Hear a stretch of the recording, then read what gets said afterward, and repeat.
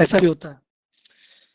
ठीक है, एडमिनिस्ट्रेशन के बारे में हम लोग इसलिए पढ़ना ज़रूरी होता है कि जब हम लोग इंटरव्यू की तैयारी करते हैं, तो इंटरव्यूअर हमसे एक्सपेक्ट करते हैं एटलीस्ट आपको एडमिनिस्ट्रेशन के बारे में पता हो।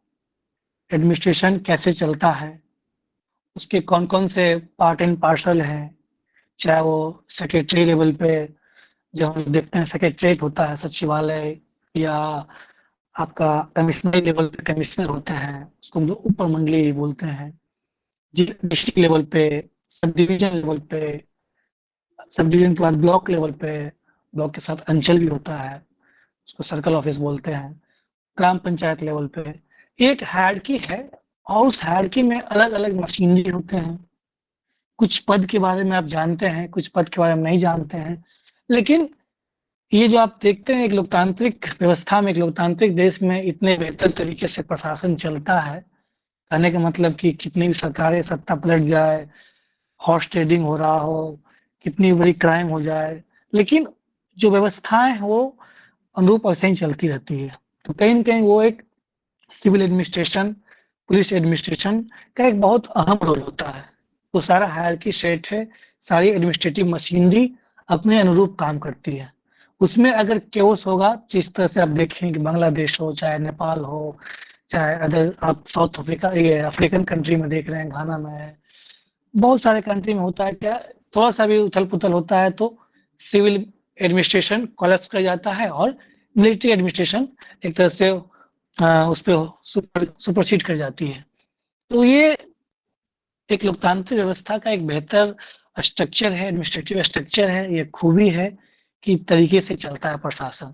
तो उस प्रशासन को हम लोग समझेंगे धीरे-धीरे करके, अलग-अलग लेवल पे, ग्राम पंचायत लेवल पे क्या होता है, ब्लॉक लेवल पे क्या होता है, जिला लेवल पे क्या होता है। आज हम उसका एक ओवरव्यू लाए हैं कि वो ओवरव्यू इतना एटलीस्ट बाकी डिटेल्स में अगर आप पढ़ना चाहते हैं, जानना चाहते हैं, उसका भी एक-एक क्लास हम लेंगे। लेकिन एटलीस्ट इतना पता हो कि प्रशासन कैसे चलता है, कौन-कौन से पद होते हैं, कौन-कौन सा डिपार्टमेंट्स होता है। जैसे इन सिंपल टर्म कई ऐसे भी विद्यार्थी होंगे जिनको नहीं पता होगा कितने डिपार्टमेंट्स हैं। कई लोगों को पता होगा नो डाउट, लेकिन कुछ ऐसे भी एस्पायरेंट्स होंगे जिनको नहीं पता होगा। तो ये पता होना चाहिए एसडीएम, एसडीपीओ में क्या डिफरेंस है, आप किस पद के लिए जा रहे हैं, क्या आपका चयन जो होता है एसडीएम पद के लिए होता है या एसडीसी के लिए होता है या बीएस के लिए होता है, तीनों अलग-अलग चीजें हैं। एसडीएम, एसडीपीओ में क्या डिफरेंस है, डीएम का जब हम देखते हैं तो डीएम एक जिलाधिकारी भी होते हैं, डिस्ट्रिक्ट मजिस्ट्रेट भी होते हैं, रिटर्निंग ऑफिसर भी होते हैं, ट्रेजरी ऑफिसर भी होते हैं। तो एक व्यक्ति का अलग-अलग रोल होता है। जब एसडीएम की बात करते हैं तो वो एसडीएम भी होते हैं, साथ-साथ वो अनुमंडलाधिकारी भी होते हैं, सब डिविजनल मजिस्ट्रेट, अनुमंडल अधिकारी और देखिए उसमें अनुमंडल दंडाधिकारी होता है जब वो मजिस्ट्रियल पावर यूज़ करते हैं। तो हर एक ही पद का अलग-अलग रोल है। जब वो कौन-सा रोल निभाते हैं, तो उसका पद का नाम बदल जाता है। तो क्या मशीनरी है और इस मशीनरी का इंटरव्यू में क्या फ़ायदा है कि जब आप उस पद के बारे में जानते हो, ये मशीनरी एडमिनिस्ट्रेटिव मशीनरी होती है, तो उसको कैसे इस्तेमाल किया जा सकता है। वह आपसे एसआरटी के रूप में सिचुएशन रिएक्शन टेस्ट कोई भी आपको रैंडम सिचुएशन दे दिया जाएगा और उसको हैंडल करने के लिए क्या आप क्या करेंगे? What will be your respond? Reaction नहीं, respond. An officer always respond, don't react. तो आपका क्या रिस्पॉन्ड होना चाहिए? आपका क्या स्टेप होना चाहिए? कैसे-कैसे लेवल पे हम क्या कमिटी का गठन करेंगे, कंट्रोल रूम बनाएँगे या एक एसआईटी की टीम गठन करेंगे या कोई कैंपेन करना हो तो उसको कैसे सक्सेसफुली लॉन्च करेंगे। ये सब वगैरह आपका इंटरव्यू प्रश्न पूछा जाता है। जो फीमेल कैंडिडेट है उससे पूछा जाएगा कि आप एक महिला हैं तो महिला को उत्थान के लिए आप एज़ ए एसडीओ क्या कर सकते हैं, एज़ ए बीडीओ क्या कर सकते हैं, एज़ ए सीईओ आप क्या कर सकते हैं या आप जिस पद पे हैं, एक एडमिनिस्ट्रेटिव पद पे हैं तो आप उसके लिए क्या करेंगे? तो आपके पास अगर वो एडमिनिस्ट्रेटिव स्ट्रक्चर पता हो, आप बेहतर तरीके से स्टेप बाय आंसर बता सकते हैं। इसलिए एडमिनिस्ट्रेशन का आप एक पार्ट बनने जा रहे हैं। तो एटलीस्ट इतना पता हो कि एडमिनिस्ट्रेशन कैसे चलता है, उसमें कौन-कौन से पार्ट एंड पार्सल हैं, उसका क्या वर्क प्रोफाइल होता है, बेसिक डिफरेंस क्या है। जैसे डीएम के साथ साथ और कौन ऑफिसर्स होते हैं? अब मैं आपसे पूछूं कि डीएम के बाद जो सेकेंड मोस्ट सीनियर ऑफिसर कौन होते हैं जिले में, कोई बताइए। ADM sir. डीडीसी होता है। डीडीसी या एडीएम? डीडीसी होता है सर। सर दोनों इक्वल होते हैं सर। नहीं, ठीक है, ओके। जब डीएम के बाद एडीएम होते हैं, सेकेंड मोस्ट सीनियर एडीएम होते हैं। ये अलग बात है कि सामान्य तौर पे, क्योंकि डीएम का जो रोल होता है वो ओवरऑल हर चीज का रोल होता है। डीडीसी जनरली क्या देखते हैं, एक डेवलपमेंट, उसका नाम ही है डिप्टी डेवलपमेंट कमिश्नर, उप विकास आयुक्त। उनका काम ही क्या होता है कि उस जिले में जो भी डेवलपमेंटल काम होता है, विकासात्मक कार्य होते हैं, क्योंकि वो जिला परिषद के मुख्य कार्यपालक पदाधिकारी भी होते हैं, सीईओ चीफ एग्जीक्यूटिव ऑफिसर भी होते हैं, या जितने भी डेवलपमेंटल स्कीम को इंडॉल कराना है, रोल आउट कराना है, वो डीडीसी के लिए में होता है। तो समान तौर पे ये होता है कि जबकि एडीएम का रोल जो होता है वो लॉ एंड ऑर्डर, रेवेन्यू से संबंधित होता है। तो समान तौर पे डीएम के साथ एक प्रोएक्टिव असिस्ट के रूप में डीडीसी पाए जाते हैं। क्यों? क्योंकि डीडीसी का रोल डेवलपमेंटल से ज्यादा होता है, जबकि एडीएम का रोल जो होता है रेवेन्यू से संबंधित होते हैं। हम लोग देखेंगे। तो कहने का मतलब ये है कि एटलीस्ट पता हो कि अब आपसे पूछ ले, मान लीजिए आप एज एसडीसी, आप एज एसडीएम आप बनने जा रहे हैं, आप किसको रिपोर्ट करेंगे? अगर डीएम अवेलेबल नहीं है, then home you will report. अब पता चला कि आप बता दिए, तो ये आपको पता रखना है, ये जानना है, क्योंकि आप एडमिनिस्ट्रेशन का पार्ट बनने जा रहे हैं। तो एटलीस्ट इतना एक्सपेक्ट करता है कि कुछ तो पता हो, डीएम क्या है, एडीएम क्या है, डीडीसी का क्या रोल होता है। अब जिले में डीडीसी होते हैं, वही अगर स्टेट लेवल पे हम जाते हैं तो वहां पे होते हैं डेवलपमेंट कमिश्नर, सीधे विकास आयुक्त। उनका क्या है, वो स्टेट लेवल के जितने भी स्कीम्स होती है उसका डेवलपमेंट का वो देखते हैं, इंस्पेक्शन मॉनिटर जो भी कहिए। तो हर एक पद का अपना अपना वर्क प्रोफाइल है। एटलीस्ट हम इतना पता रखें कि जिस पद पे हम जा रहे हैं, हमारा सीनियर कौन है, हमारे अंडर कौन कौन सी मशीनरी है, कैसे वर्क करता है, और क्या क्या होना चाहिए, और किसी भी सर्कमस्टांसिस में हम कैसे उस मशीनरी को यूज कर सकते हैं, अपने एसआरटी में कैसे जवाब दे सकते हैं, कैसे रिस्पॉन्ड कर सकते हैं, पॉइंट वाइज पॉइंट। तो ये सब हमें ख्याल रखना है, इसीलिए हम लोग एडमिनिस्ट्रेशन के बारे में जानेंगे, पढ़ेंगे। ठीक है, हम देखते हैं। यहाँ पे देखिए एडमिनिस्ट्रेशन, पहले हम जानेंगे कि डिपार्टमेंट्स कितने हैं। 45 डिपार्टमेंट्स है। लेटेस्ट डिपार्टमेंट कौन सा है? Anyone please? स्पोर्ट्स खेल विभाग। स्पोर्ट्स डिपार्टमेंट है, ये ध्यान रखना है, खेल विभाग है। और एडमिनिस्ट्रेशन की जब हम लोग बात करते हैं तो सामान्य तौर पे सिविल एडमिनिस्ट्रेशन और पुलिस एडमिनिस्ट्रेशन, वही जब हम सेंट्रल लेवल पे देखते हैं तो वहां पे एक मिलिट्री एडमिनिस्ट्रेशन भी आता है, सैन्य प्रशासन, जिसके हेड कौन होते हैं? एक तो एमडी देखता है, मिनिस्ट्री ऑफ डिफेंस देखता है, और हाँ राष्ट्रपति होते हैं बिल्कुल। और उसे वहां पे दो बांटा गया है, वहां पे मिनिस्ट्री ऑफ डिफेंस होता है और मिनिस्ट्री ऑफ होम अफेयर्स होता है। जो एक्सटर्नल सिक्योरिटी होता है, जो उसमें 4, जो आपके आर्मी, एयरफोर्स, नेवी, चौथा कौन होता है? Coast guard. Very good, Indian coast guard.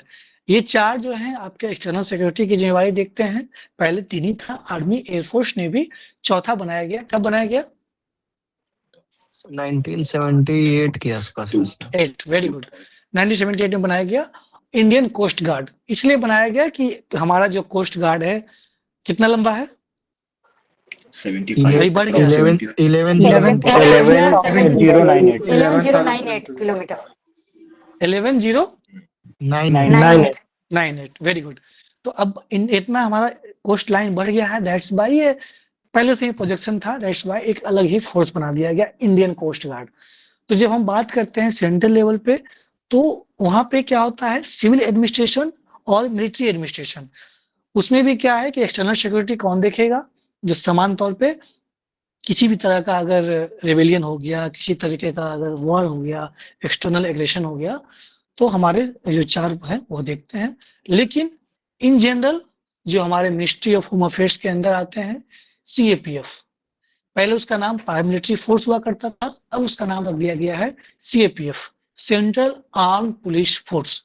जिसके अंदर आईटीबीपी आते हैं, एसएसबी आते हैं, आपके सीआईएसएफ आते हैं, आईटीबीपी आते हैं। तो और 2 और भी है, असम राइफल्स भी है, और सीआरपीएफ। सीआरपीएफ भी है, और एक और कौन है? एसएसबी।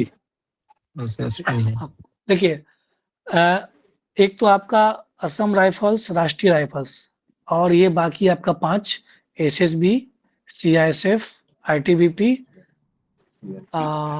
सीआरपीएफ, सीआरपीएफ, एक कौन छूट रहा है? BSF, BSF, sorry BSF. तो ये 5 सिक्योरिटी है। एनएसजीबी होता है।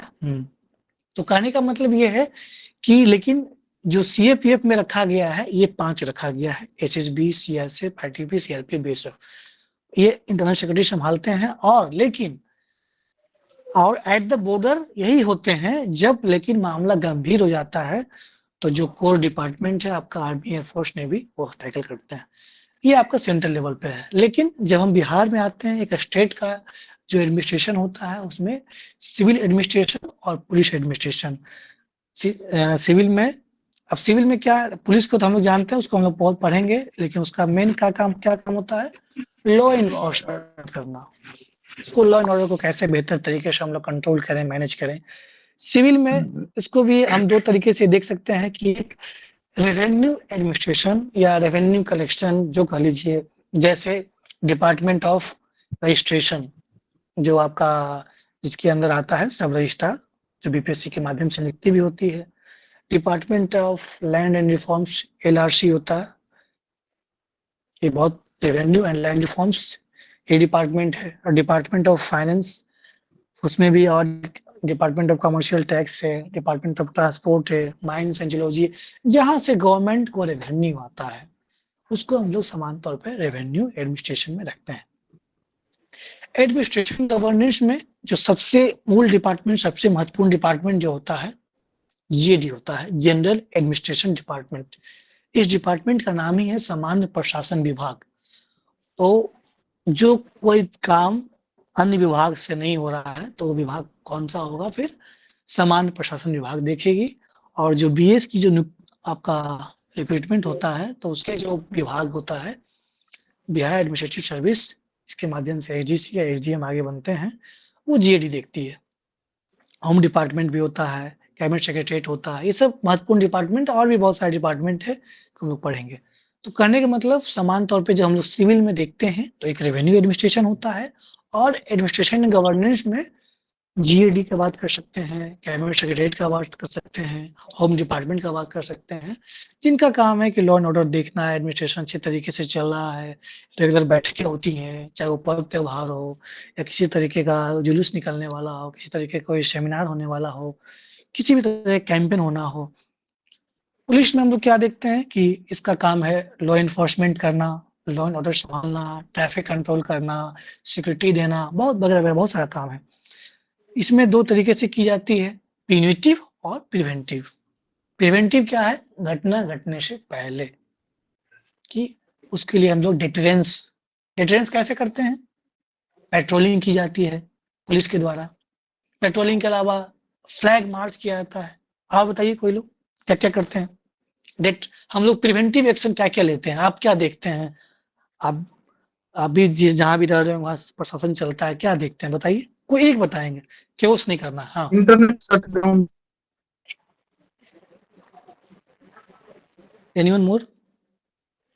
सब पीस कमिटी बनाया जाता है, बॉन्ड साइन करवाया जाता है, जो ऑलरेडी वो चार्ज शीट, हिस्ट्री शीटर्स जो होते हैं उनसे 107 करवाई जाती है उसमें। हाँ, और फ्लैग मार्च जो आपने बोला, फ्लैग मार्च कराया जाता है। सही बात है। और सर्विलांस वगैरह भी करवाया। देखिए ये सब जो बात बताया जा रहा है उसको नोट डाउन करना है। ये कम्युनिटी आपको के माध्यम से सर इसमें इंफॉर्मेशन भी लिया जाता है, जैसे पंचायत प्रतिनिधि है, आशा आंगनबाड़ी है, वो सबसे भी इंफॉर्मेशन ली जाती है। कम्युनिटी का कौन गड़बड़ कर सकता है उसके बारे में इंफॉर्मेशन ली जाती है। बिल्कुल।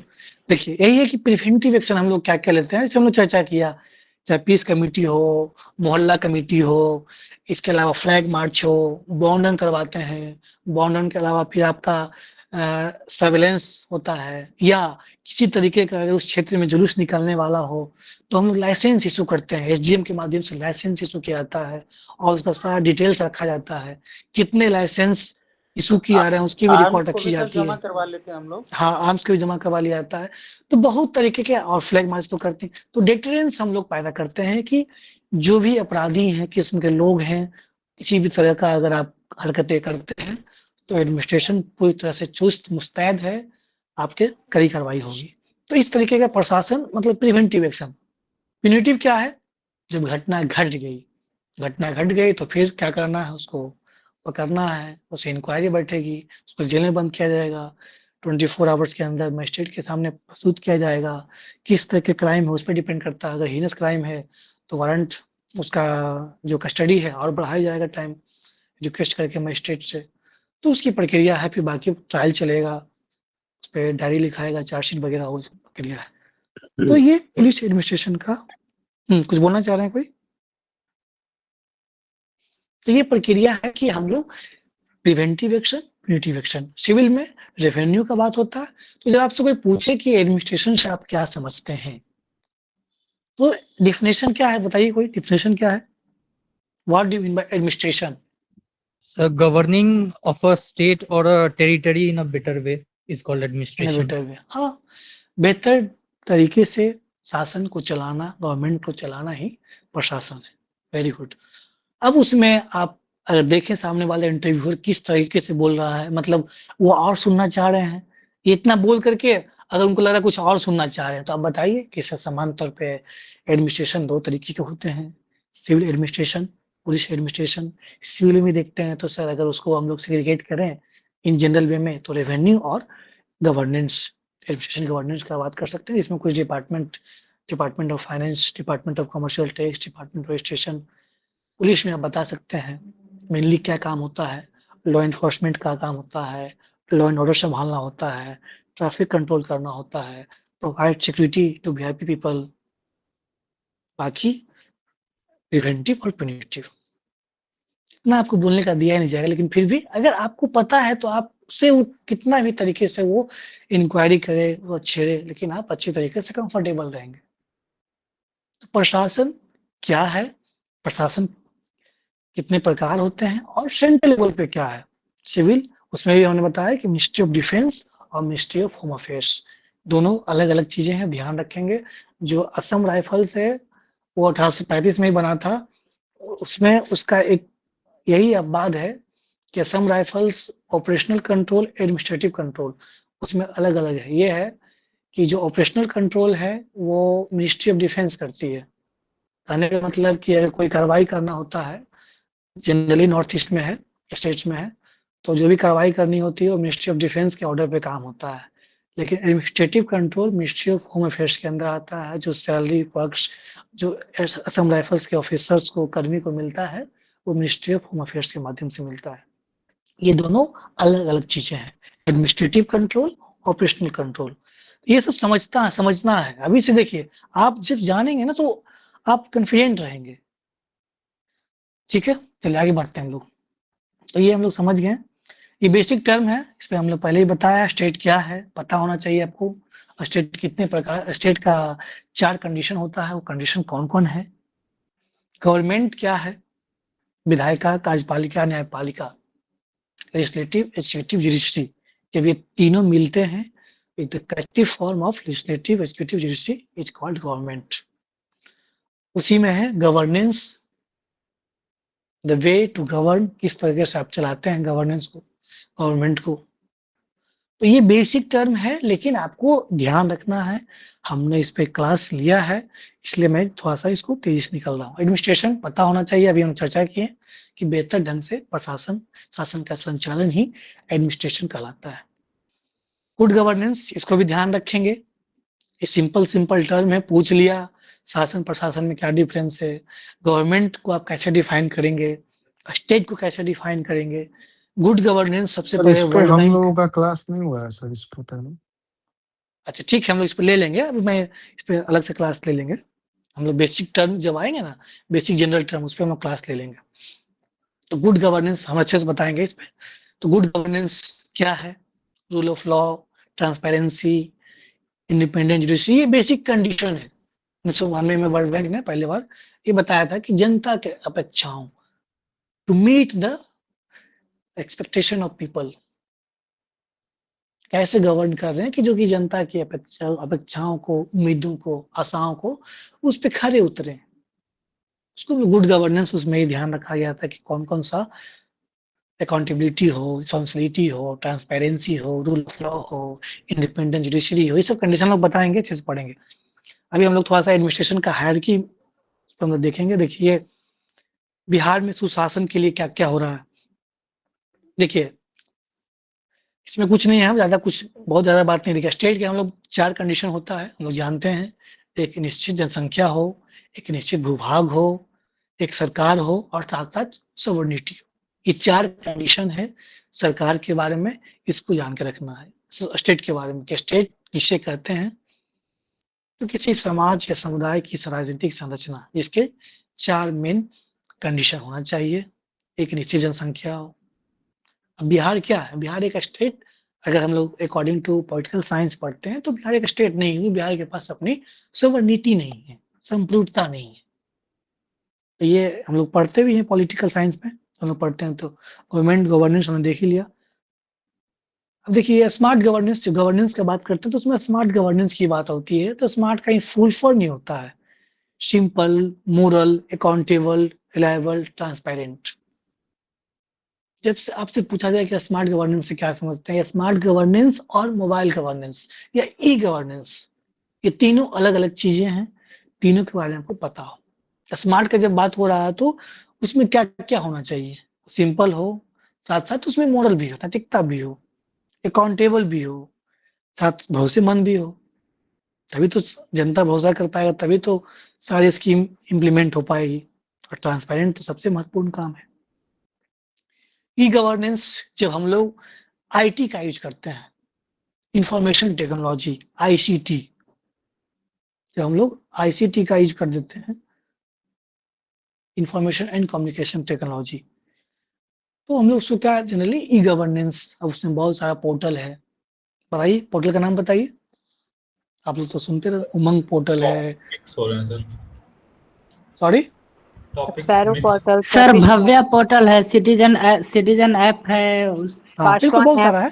क्लीन एयर बिहार ऐप है, वेरी गुड, चित्र, ठीक। उमंग ऐप, सर्विस प्लस पोर्टल, ये सब सारे हम लोग, शिक्षा, हाँ ये बेसिक टर्म है, हम लोग ध्यान रखेंगे। Smart governance, e governance, m governance, corporate governance. इसलिए मैं बता रहा हूँ कि एडमिनिस्ट्रेशन का मतलब सिर्फ आपको और चीजें जो भी है उससे संबंधित टर्म पता रखना है। अभी देखिए ब्यूरोक्रेसी और पब्लिक दोनों अलग अलग चीजें हैं। जब आपसे प्रश्न पूछा जाता है कि आप क्या बनना चाहते हैं, ब्यूरोक्रेट या पब्लिक सर्वेंट, तो आपका क्या जवाब होना चाहिए? कोई बताइए। Public servant. Public servant, very good. Public servant. क्यों बनना है पब्लिक सर्वेंट? ब्यूरोक्रेट क्यों नहीं बनना है? क्या डिफरेंस है बताइए। For serving our Bureaucrat- country. For serving our country. हाँ नहीं, मैं ये पूछ रहा हूँ कि ब्यूरोक्रेट और पब्लिक सर्वेंट में क्या डिफरेंस है? सर पब्लिक सर्वेंट जो होता है, एक सिर्फ वो पब्लिक मतलब लॉ मेकिंग पे ही रह जाती है, और जो पब्लिक सर्वेंट है ये इसका बहुत ब्रॉड सेंस में आता है। सर जो बहुत मायने रखता है, क्योंकि हमारे पास ओनली वी हैव 15-12 मिनट्स होता है, तो वो हम लोग थोड़ा सा आदत डालेंगे कि निगेटिव वर्ड्स, निगेटिव एटीट्यूड वाला कम से कम रखेंगे। जहाँ पे क्रिटिसाइज भी करना होगा तो क्रिटिसाइज करेंगे, उतना ही करेंगे, और साथ साथ हम सजेस्ट करेंगे कि कैसे उसको और बेहतर बनाया जा सके। ठीक है, आगे बढ़ते हैं हम लोग।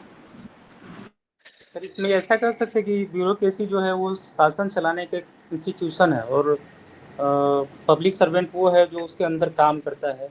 ये व्यक्तिगत हो सकता है, ये इंस्टीट्यूशनल हो सकता है। इंस्टीट्यूशनल बता सकते हैं, लेकिन उसमें ही ध्यान रखेंगे कि आपको कंसर्निंग द पीपल जरूर दिखाना है। जो इम्पैथी सिंपैथी की बात हो रही थी कि कैसे, देखिए हर कोई आईएएस होता है, लेकिन why we are calling the name, जो आर्मस्ट्रांग थे वहाँ के मेघालय के थे, अशोक खेमका है, कुछ ऑफिसर्स का हम नाम क्यों जानते हैं, कुछ ऑफिसर्स का नाम नहीं जानते हैं, क्यों? कुछ तो अलग होगा उनमें। तो वो चीज, जबकि पावर दोनों को उतना ही मिलता है, दोनों का रैंक वही होता है, पद वही होता है, वो चीज क्यों है? वो चीज कहीं न कहीं कुछ तो बेसिक डिफरेंसेज होंगे, चाहे वो इम्प्लीमेंटेशन में हो, एग्जीक्यूशन में हो। खैर, ठीक है, आगे बढ़ते हैं हम लोग। ये इसमें ट्रांसपेरेंसी, पब्लिक पार्टिसिपेशन, ये सब जब हम लोग बात करते हैं तो उसमें एक जो महत्वपूर्ण चीजें होती है, एक आपका देखिए, पहले चीज ये ध्यान रख लीजिएगा कि रिस्पॉन्सिबिलिटी और अकाउंटेबिलिटी, ये ध्यान रखना है। रिस्पॉन्सिबिलिटी, अकाउंटेबिलिटी दोनों दो चीज है। जैसे मैंने बताया ना कि आप रिस्पॉन्ड करेंगे, रिएक्ट नहीं करेंगे। N officer always respond, not react. उसी तरीके से अब यहाँ पे रिस्पॉन्सिबल है, अकाउंटेबल है। Government should be accountable, responsible. क्या होना चाहिए? एनीवन बताइए। अकाउंटेबल होना चाहिए। अकाउंटेबल का मतलब क्या है? रिस्पॉन्स। वेरी गुड, आप लोग जवाब दे रहे हैं, दैट मीन्स आपकी तैयारी चल रही है, you are in the right way, it's good to here.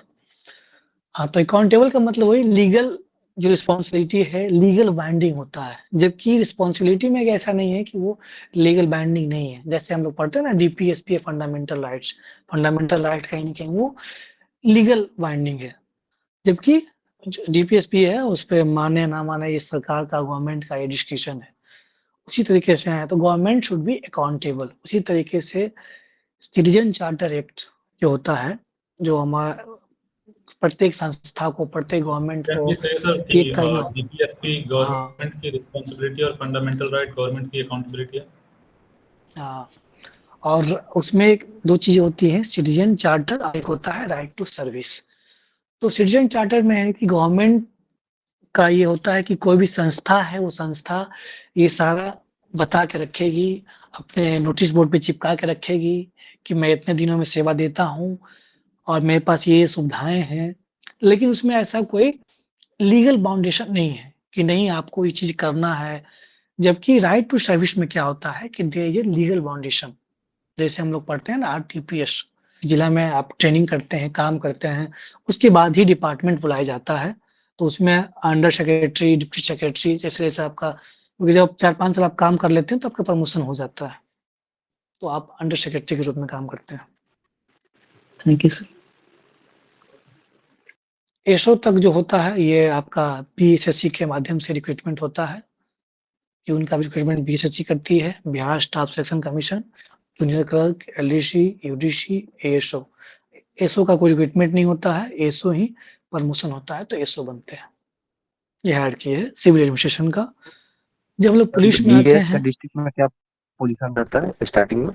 BS का जो स्टार्टिंग में होता है, उसका पद का जो नाम होता है सीनियर डिप्टी कलेक्टर, वरीय उप समाहर्ता, उसको हम लोग बोलते हैं एचटीसी। समान तौर पे जो अभी नया, पहले तो 10 साल होता था, अब जो नया प्रमोशन का स्ट्रक्चर आया है वो 5 साल है। ये बहुत अच्छी बात है कि 5 साल में आप अंडर सेक्रेटरी, डिप्टी सेक्रेटरी बन सकते हैं। उसमें ये होता है कि अगर आपका अच्छा काम रहता है तो जो कुछ पद होते हैं, जो मुख्य पद हम लोग आगे चर्चा करेंगे, देखेंगे, तो वो पद दिया जाता है, चाहे वो डीपीआरओ का पद है, डीसीएलआर का पद है, डीडीसी का पद है, डीटीओ का पद है। तो जैसे जैसा काम होता है उस हिसाब से पद, या तो जिला के जो जिलाधिकारी होते हैं वो भी डिप्यूट कर सकते हैं, या विभाग से भी आता है डिफाइड। लेकिन जब स्टार्टिंग में जो नियुक्ति होती है बीएस का, वो एज ए एसटीसी होता है, सीनियर डिप्टी कलेक्टर। जब हम लोग इस पे आते हैं पुलिस एडमिनिस्ट्रेशन में, तो ये भी ध्यान रखना है, जिनका पहले तो डीवाईएसपी फर्स्ट चॉइस है वो तो अच्छे से एकदम मगप रखना है, याद रखना है। लेकिन जिनका नहीं भी है वो भी याद रखेंगे। Constable, head constable, ASI, SI, inspector, DYSP, senior SP. Deputy collector बोला जा रहा है, तो इसमें डिप्टी कलेक्टर कौन होते हैं? सीनियर डिप्टी कलेक्टर पद का नाम है। जब वो डिप्टी कलेक्टर कौन बनेंगे, जब वो उनका एसडीएम कहलाते हैं डिप्टी कलेक्टर, उप समाहर्त। ऐसा पद है कि इसका कोई जूनियर नहीं होता है। एसडीसी के बारे में कहा जाता है, ये एक ऐसा सीनियर डिप्टी कलेक्टर है, इसका कोई जूनियर डिप्टी कलेक्टर नहीं होता है। बिल्कुल, मैं क्या कहना चाह रहा हूँ, देखिए ये जो पद है, आपकी जो पहला नंबर देखिए, कैडर समझिए, कैडर अलग चीज है, पद अलग चीज है। आप कैडर क्या है, बीएस है, संवर्ग। आपका जो मूल पद का नाम है एसडीसी है। आप होल्डिंग क्या कर रहे हैं पद। अब एसडीसी एसडीएम भी बन सकते हैं, एसडीसी डीटीओ बन सकते हैं, एसडीसी डीपीआरओ बन सकते हैं, एसडीसी जीसीएलआर बन सकते हैं। इट डिपेंड्स कि आपको नोटिफाइड पद मिलता है या डीएम द्वारा पद मिलता है। एसडीसी बीपीआरओ नहीं बन सकते ना सर? एसडीसी बीपीआरओ नहीं बन सकते ना? डीपीआरओ क्यों डीपीआरओ बोल रहे हैं, डीपीआरओ। डीपीआरओ बनेंगे, डिस्ट्रिक्ट अच्छा पंचायत डीपीआरओ, हाँ ठीक okay sir. DPRO, D not be. Sir training time में एसडीसी को वीडियो वगैरह बनाया जाता है 2 महीना के लिए। हाँ, वो ट्रेनिंग के लिए बनाया जाता है, ताकि आप जाने, रूबरू हो कैसे ब्लॉग चलता है। ये तो बता रहा हूँ कैसे ब्लॉग चलता है, कैसे। वो तो आप आईएएस भी होते हैं, आईएएस को भी ट्रेनिंग दी जाती है 3 महीने वीडियो के तौर पे, 3 महीने सीओ के तौर पे, आप एडीएम के तौर पे। जो एसपी होते हैं, जो आईपीएस होते हैं, उनको ट्रेनिंग दिया जाता है, एसएचओ के रूप में दिया जाता है, इंस्पेक्टर के रूप में दिया जाता है, एसडीपीओ के रूप में दिया जाता है। वो तो ट्रेनिंग है, ट्रेनिंग का पार्ट है, पता होना चाहिए। सर तो बेसिकली एसडीसी एक पोस्ट हुआ, उसके अंदर अगर कोई डीपीआरओ या डीसीएलआर बनते वो रैंक होगा, है ना? हाँ, मैं यही कह रहा हूँ, कैडर आपका बीएस है, एसडीसी एक देखिए आपका होल्डिंग कर रहे, लेकिन एसडीसी आपका पद है। अब आपको कौन सा होल्डिंग पद है, लेकिन अब इसे मान ली डीपीआरओ है, तो समान तौर पे वो एसडीसी रैंक के अधिकारी ही बनते हैं जो बीएस कैडर से होते हैं। तो ये आपका एसडीसी, आप अगर आप कोई पद होल्ड नहीं कर रहे हैं, that time what you are SDC, senior deputy collector. If you are holding any post, then you are. हाँ बोलिए सर। वो ये डीएम से ऊपर डिपेंड करता है कि कौन सा पोस्ट देंगे और कहाँ रखेंगे। हाँ सर, एसडीसी में सर वही कार्य होता है जो डीएम अपना, जैसे डीएम के पास बहुत सारा पोस्ट होल्डिंग है, तो वो 3-4 पोस्ट एसडीसी को दे देते हैं। वो तुम्हें बोला है कि या तो आपको डिपार्टमेंट से नोटिफाइड आता है या डीएम आपको नोटिफाई करते हैं। तो मैंने बोला ही एसडीसी एक, आप समझ लीजिए कि जब आप बीएस निकाले हैं, आप बीएस में आप हैं, तो आप एज एसडीसी हैं। आपको अब ये डीएम पे डिपेंड करता है कि आपको डीएम नोटिफाइड करके पद देती है या विभाग देता है नोटिफाइड करके, या अगर दोनों में से कुछ भी नहीं मिल रहा है, still you are being called SDC, senior deputy collector. लेकिन आपसे काम लिया जाएगा क्योंकि ऑफिसर्स की बहुत कमी है। चलिए आगे बढ़ते हैं। ठीक, ये आपका सर ये पुलिस ऑफिसर का जो है हायरार्की, ये इस तरह से होगा क्या कि जैसे उपराष्ट्रपति का पद होता है, उनका काम उपराष्ट्रपति के तौर पे नहीं होता, कुछ अलग अलग पद के तौर पे उनका काम होता है? दिया जाता है प्रभार। जैसे मैं आगे बता रहा हूँ, आगे आप देखिए, मैं बता रहा हूँ जिला में जो है ना अलग अलग शाखाएं होती है, जिला विकास शाखा, जिला पंचायत शाखा, जिला राजस्व शाखा। तो उस शाखा के प्रभारी बनाए जा सकते हैं या डीपीआरओ बनाए जा सकते हैं, डीटीओ बनाए जा सकते हैं, ये डिपेंड करता है। लेकिन उनका जो पद है सीनियर डिप्टी कलेक्टर है। जब वो पद होल्ड करते हैं तो उस पद से नाम से आ जाते हैं। उनका कैडर क्या है, बीएस से, बिहार प्रशासनिक सेवा से आते हैं। कुछ नहीं है तो एसडीसी हैं। जब वो होल्ड कर रहे हैं पद तो फिर उस नाम से आ जाते हैं। यही बात है। जैसे जिनका जो उच्चतम जो पोस्ट होता है उसी से लोग, जैसे कोई अगर मुख्यमंत्री रहा है एक समय के लिए तो हम लोग एक्स चीफ मिनिस्टर, बाकी वो पीछे क्या क्या था इससे कोई मतलब नहीं होता है। उसी तरीके से यहाँ भी है, लेकिन वो उनका जो ओरिजिनल पोस्ट है वो एसडीसी है। अब उनको कौन सा होल्डिंग पोस्ट मिल रहा है नोटिफाइड, बाकी जो प्रमोशन होता है तो फिर वो उप सचिव बनते हैं, ज्वाइंट सेक्रेटरी बनते हैं, एडिशनल सेक्रेटरी बनते हैं, तो प्रमोशन पे डिपेंड करता है। ठीक है, चलिए आगे देखते हैं। ये बाकी आपका पुलिस एडमिशन का हायरार्की है, इसको भी ध्यान रखेंगे क्योंकि ये भी बहुत इंपॉर्टेंट है। कई बार आपसे पूछ लिया जाता है कि बताइए इसको। देखिए एक कांस्टेबल है, आप जानते हैं कांस्टेबल के ऊपर आता है head constable, ASI assistant sub inspector, इसके पास 1 स्टार होता है। एसआई इसके पास 2 स्टार होता है। सब इंस्पेक्टर, इंस्पेक्टर के पास भी 1 स्टार होता है, लेकिन दोनों में डिफरेंस है। जो इंस्पेक्टर होता है 1 स्टार होता है, लेकिन इसके पास होता है ब्लू रिबन, जबकि यहाँ पे जो एएसआई के पास जो 1 स्टार होता है उसमें होता है खाकी वाला रिबन आप देखे होंगे, जब कभी आप देखे होंगे तो इंस्पेक्टर को तो वर्दी में 3 रिबन स्टार होता होता है ना। मैं जो बता रहा हूँ सुन लीजिए। इंस्पेक्टर का जो होता है उसमें सिंगल होता है, बिहार में यही है, सिंगल स्टार होता है। और उस ये आपका जब आप वहाँ देखेंगे सेंट्रल गवर्नमेंट में, तो जैसे वहाँ पे इंस्पेक्टर ऑफ पोस्ट होते हैं, इनकम टैक्स इंस्पेक्टर होते हैं, वहाँ पे 3 स्टार होता है। लेकिन यहाँ पे किन्हीं माइक ऑन बंद कर लेंगे। यहाँ पे क्या होता है कि आपको सिंगल स्टार ही मिलता है इंस्पेक्टर को, लेकिन वहाँ पे ब्लू रिबन होता है, रिबन का डिफरेंस है। जबकि हाँ अब जब आप आएंगे, इंस्पेक्टर जो होते हैं उनका जो स्टार होता है सिंगल होता है, लेकिन वो बहुत चिकना होता है। जो एसआई और एएसआई साइज का का जो भी स्टार अंतर होता है है, वो साइज खुरदरा बड़ा होता होता है। है। हाँ और इनके जो वर्दी है उनमें लाल या ब्लू का जो रिबन होता है वो नहीं होता है इंस्पेक्टर की वर्दी में, और इनके बैच जो बीपी लिखा होता है, ये कुछ अंतर है इसमें। ब्लू देखिए रिबन में भी डिफरेंसेज है। ब्लू रिबन होता है जो इंस्पेक्टर होते हैं, उसमें जी आप सर। जब एएसआई का देखते हैं तो ब्लू रिबन नहीं होता है। आप ये गौर करेंगे कभी देखेंगे तो। डीवाईएसपी एसडीपीओ का क्या है, अब देखिए डीवाईएसपी में वहाँ पे ट्रिपल स्टार होते हैं, जैसे आप बता रही थी ना कि बीपी, जब इंस्पेक्टर तक बीपी लिखा होता है बिहार पुलिस, लेकिन जो डीवाईएसपी होते हैं वहाँ पे लिखा होता है बीपीएस, बिहार पुलिस सर्विस। और जो आईपीएस से आते हैं तो उनका आईपीएस लिखा होता है। यहाँ पे ट्रिपल स्टार होता है। एसपी उसके बाद देखिए अब एसपी सर है अब। जो हाँ आईपीएस से आते हैं और उसका फर्स्ट पोस्टिंग होता है तो एडिशनल एसपी के रूप में उसके गाड़ी पे लिखा रहता है। हाँ, उनका पद का नाम होता है एडिशनल एसपी। मैं यही बता रहा हूँ कि देखिए यहाँ पे मैं लिखा हूँ ना, देखिए एएसपी दिख रहा है आपको, जो दोनों में डिफरेंस है। एएसपी कौन कहलाते हैं, जो आईपीएस से आते हैं उनको एडिशनल एसपी का पद, मतलब जब जनरली जब वो अनुमंडल के चार्ज में है।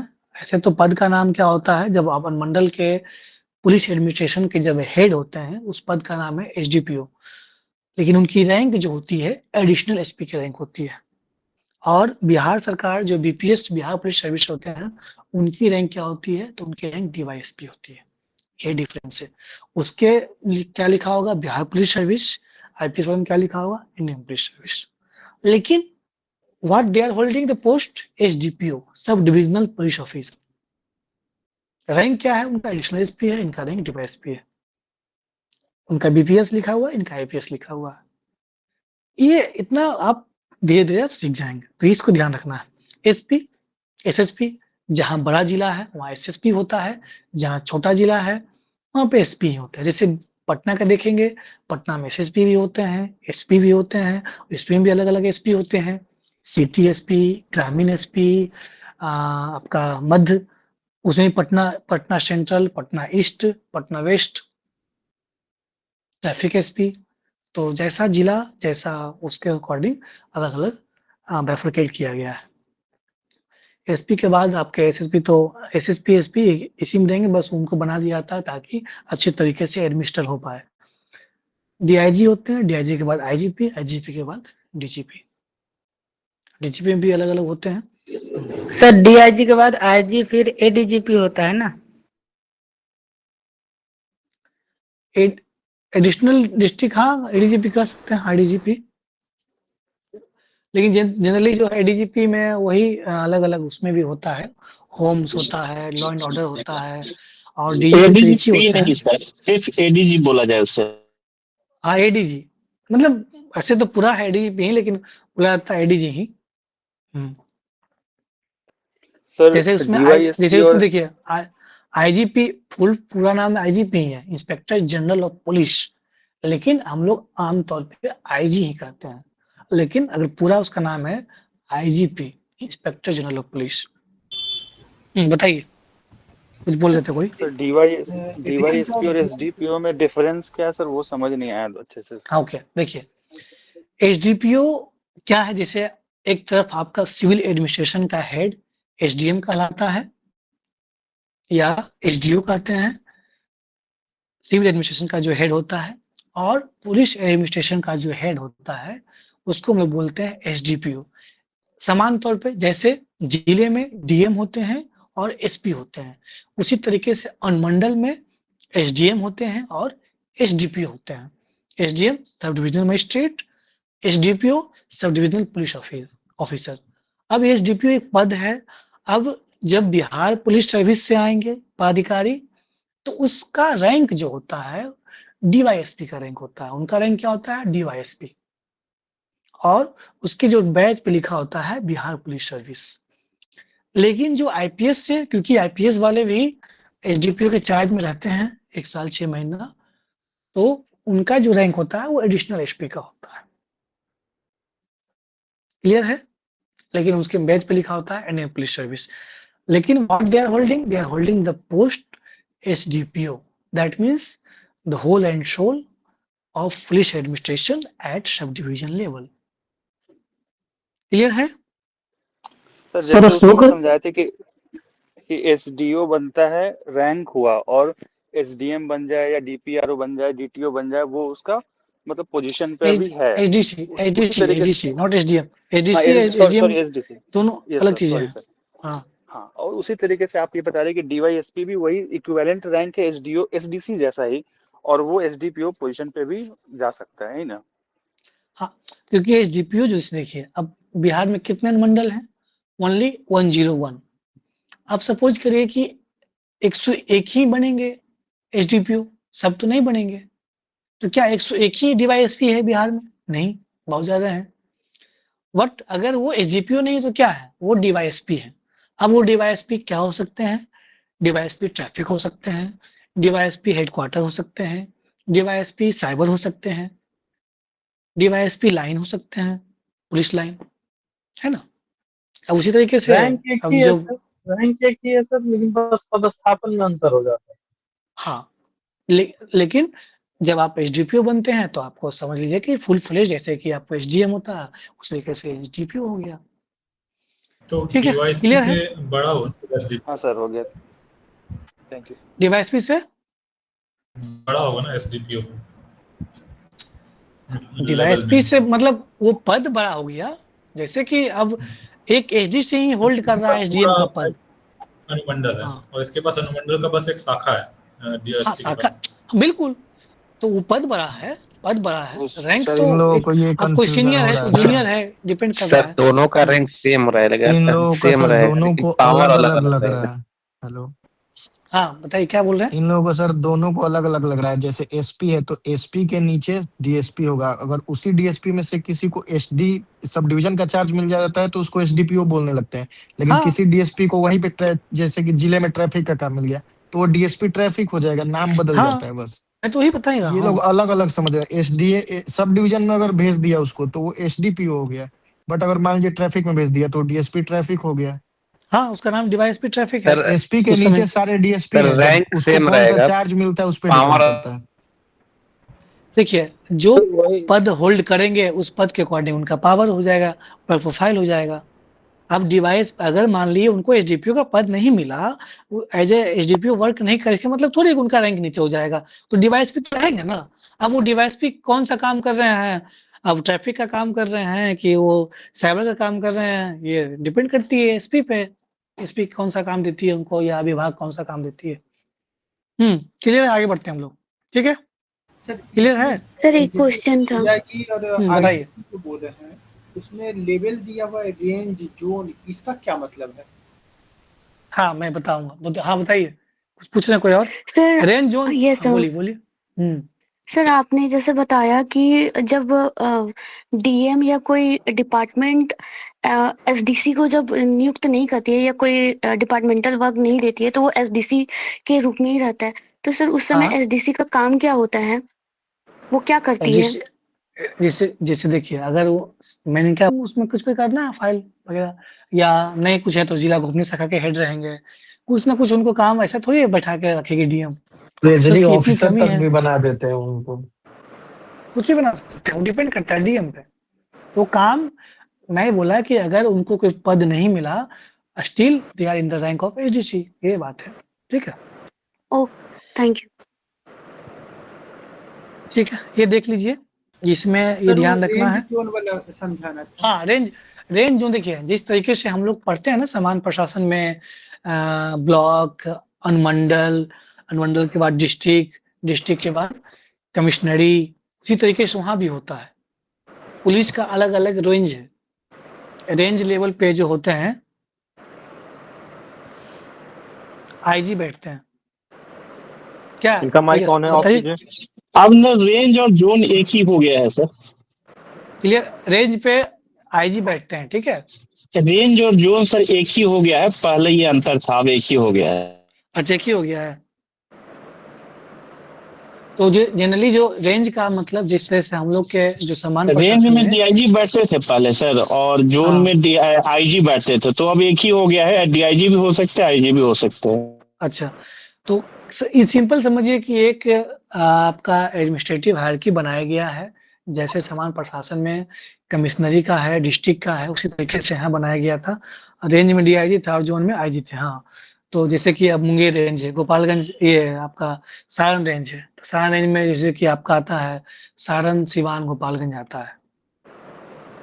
उसी तरीके से मुंगेर रेंज में था, तो अलग अलग रेंज बनाया गया। सर बिहार में एडमिनिस्ट्रेटिव जोन 5 मतलब गूगल वगैरह पर सर्च करते तो दिखता है, कौन कौन सा है? सिर्फ 5 ही है, 9 नहीं है।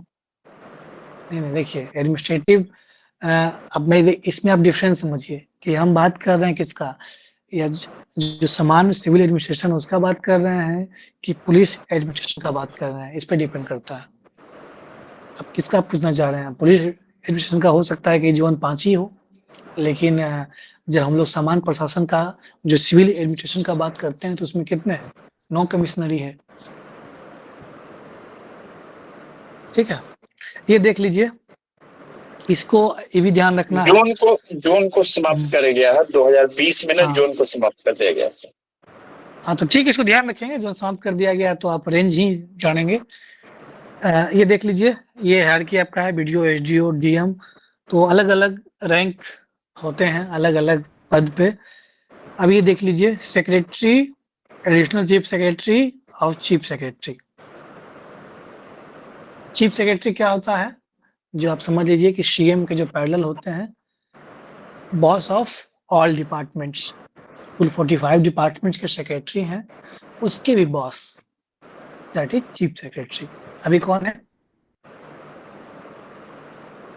अभी कौन है? बिल्कुल। और एडिशनल चीफ सेक्रेटरी कौन होते हैं? देखिए, एडिशनल चीफ सेक्रेटरी एक रैंक है। क्या है? ये एक रैंक है। अब देखिए, अभी मैं बताया था एडिशनल एसपी के बारे में कि additional SP they are holding the rank additional SP, but they are holding the post SDPO. उसी तरीके से एडिशनल चीफ सेक्रेटरी एक रैंक है। अब ये ऐसा होता है कि जब कोई डिपार्टमेंट के जो हेड होते हैं, कोई भी डिपार्टमेंट, सपोज करिए कि पंचायती राज डिपार्टमेंट है, उसके हेड का नाम क्या कहलाएगा? प्रिंसिपल सेक्रेटरी, प्रधान सचिव, हिंदी में बोलते हैं प्रधान सचिव। अब इन्हीं आईएएस का प्रमोशन हो गया है और they are in the rank of ACS, additional chief secretary, लेकिन वो होल्ड क्या कर रहे हैं पद? Principal secretary. जैसे कि आप सिद्धार्थ का नाम सुने थे ना शिक्षा विभाग में कि एसीएस से सिद्धार्थ, क्योंकि उनका रैंक ज्यादा ऊपर हो गया है, पोस्ट अभी क्या है, वो प्रिंसिपल सेक्रेटरी के पद पे है, इसलिए उनको आमतौर पे एसीएस कहा जाता है। लेकिन कोई विभाग के जब हेड होते हैं तो उस हेड का जो पद का नाम है, उसका नाम है प्रिंसिपल सेक्रेटरी, प्रधान सचिव और मुख्य सचिव। किन्हीं माइक ऑन, माइक बंद कर लेंगे। प्रधान सचिव और मुख्य सचिव में बेसिक डिफरेंस जरूर ध्यान रखेंगे। प्रधान सचिव अलग चीज है, मुख्य सचिव अलग है, ये ना दोनों में अलग, दोनों मिक्स कर दीजिएगा। मुख्य सचिव ओवरऑल, प्रधान सचिव किसी एक डिपार्टमेंट के हेड। देखो किनका माइक ऑफ है, रिमूव कर दो उसको। रेखा जी। सर एसीएस और प्रिंसिपल सेक्रेटरी में डिफरेंस एक बार बता दीजिए। एसीएस एक रैंक है और प्रिंसिपल सेक्रेटरी सिंपल के किसी भी डिपार्टमेंट, कुल 45 डिपार्टमेंट है, मान लीजिए खेल विभाग, खेल विभाग के जो सेक्रेटरी होंगे उस सेक्रेटरी का नाम क्या होता है? प्रधान सचिव। प्रिंसिपल सेक्रेटरी बोलते हैं कि खेल विभाग के प्रधान सचिव कौन है। अब वो रैंक क्या उनका?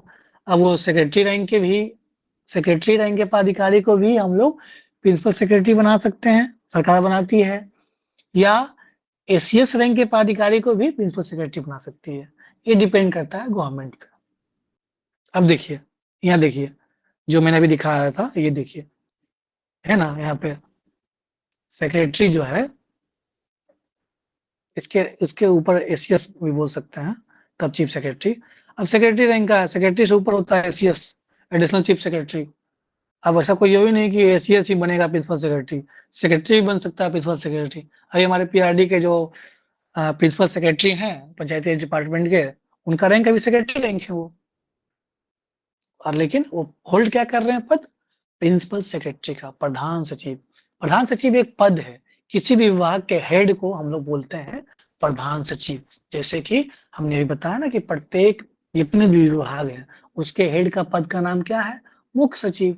उसी तरीके से एक विभाग के एक हेड का नाम है प्रधान सचिव, प्रिंसिपल सेक्रेटरी। अब वो कौन रैंक का व्यक्ति होल्ड कर रहा है, ये गवर्नमेंट पे डिपेंड करता है। या तो वो सेक्रेटरी रैंक का भी व्यक्ति हो सकता है या एडिशनल चीफ सेक्रेटरी रैंक का भी व्यक्ति हो सकता है, ये गवर्नमेंट पे डिपेंड करता है। जैसे किसी विभाग में अगर सेक्रेटरी प्रधान सचिव के रूप में काम कर रहे हैं तो वो सचिव ही लिखते हैं सर, और प्रधान सचिव के रूप में काम कर रहे हैं तो सर वो प्रधान सचिव लिखते हैं, और अगर एडिशनल चीफ सेक्रेटरी है तो सर एडिशनल। जैसे कि अब मान लीजिए प्रधान सचिव से ऊपर रैंक है एसीएस का, तो वो क्यों लिखेंगे, बिल्कुल लिखेंगे, वो अपर मुख्य सचिव लिखेंगे। जैसे अभी बात हुई थी ना कि वो एडिशनल एसपी लिख के चलते हैं जो आईपीएस होते हैं, क्योंकि उनका रैंक ऊपर हो जाता है।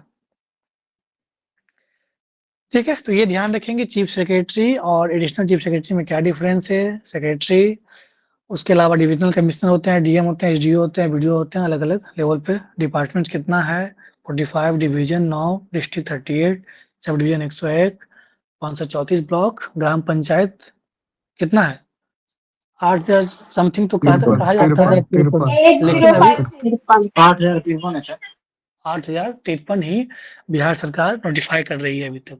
लेकिन कई किताबों में 8,661 भी रहता है, 461 भी रहता है, लेकिन जो बिहार सरकार का जो लेटर में आता है 8,053 करके ही आता है। तो ध्यान रखेंगे कि सर हाँ बुक में कई जगह लिखा गया है। हाँ सर, जैसे पुलिस एडमिनिस्ट्रेशन में सब डिवीजन लेवल पे जो बीपीएससी से आते हैं उनको हम लोग डीएसपी बोलते हैं, और जो यूपीएससी से आते हैं उनको एएसपी बोलते हैं। तो इसी तरीके से फील्ड एडमिनिस्ट्रेशन में क्या डिफरेंशिएशन है दोनों का? कहने का मतलब एसडीओ जो अगर वो बनेंगे तो ये तो बिहार सर्विस से जो जाएंगे, बीपीएससी से जो जाएंगे वो एसडीओ बनेंगे ना, एसडीपीओ।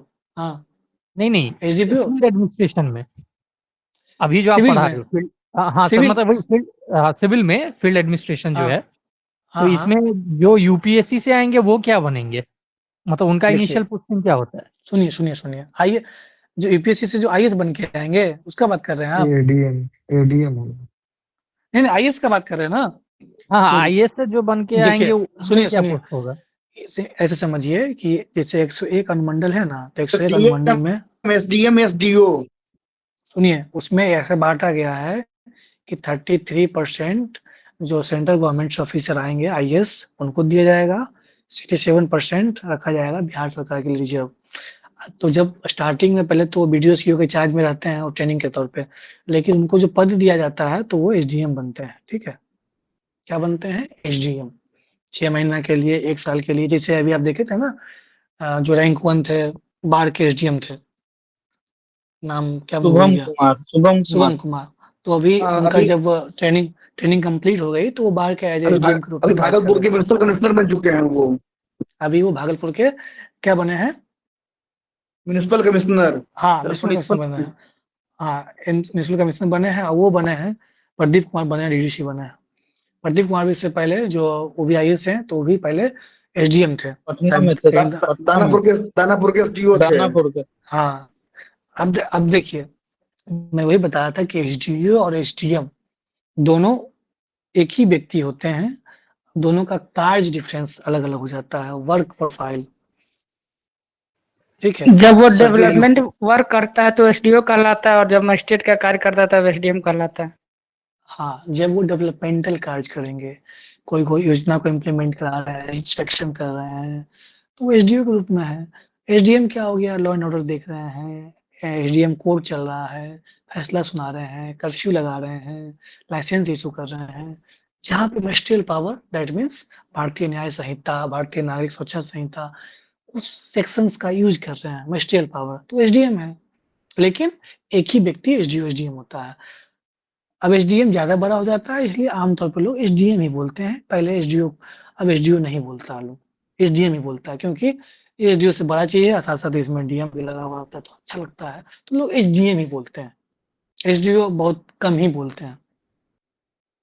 ठीक है सर, ये जो तो लेकिन यूपीएससी से ट्रेनिंग आईएएस वगैरह जो आते हैं उनका, हाँ और फिर जो एसडीएम हम लोग का बीपीएससी से होता है उनका, दोनों का हाँ पे लेवल में तो अंतर आ जाता है ना। पे एक लेवल तो लेवल अंतर 10 रहेगा ही में हो ना, जाता पे लेवल तो अंतर रहेगा, तो स्वाभाविक सी बात है। आप बीएस हैं, वो आईएएस है, वो कहाँ 14 पेपर लिख के आ रहा है, आप कहाँ 4 पेपर लिख के जा रहे हैं, अंतर कैसे नहीं आएगा, बहुत अंतर है। सर रेंज और जोन एक बार एक्सप्लेन कर देंगे क्या? अब कोई तो बता रहे थे कि रेंज जोन एक ही हो गया, मैं इसको मुझे पता नहीं, मैं पढ़ लूंगा, लेकिन जोन समाप्त पहले कर जो दिया गया सर। पहले जो होता था, 12 रेंज है बिहार में। पहले जो डीआईजी था, जोन में आईजी बैठते थे, रेंज में बस वही समझ लीजिए कि ये पुलिस एडमिनिस्ट्रेशन का एक बाइफरकेशन किया गया है, हायरार्की है।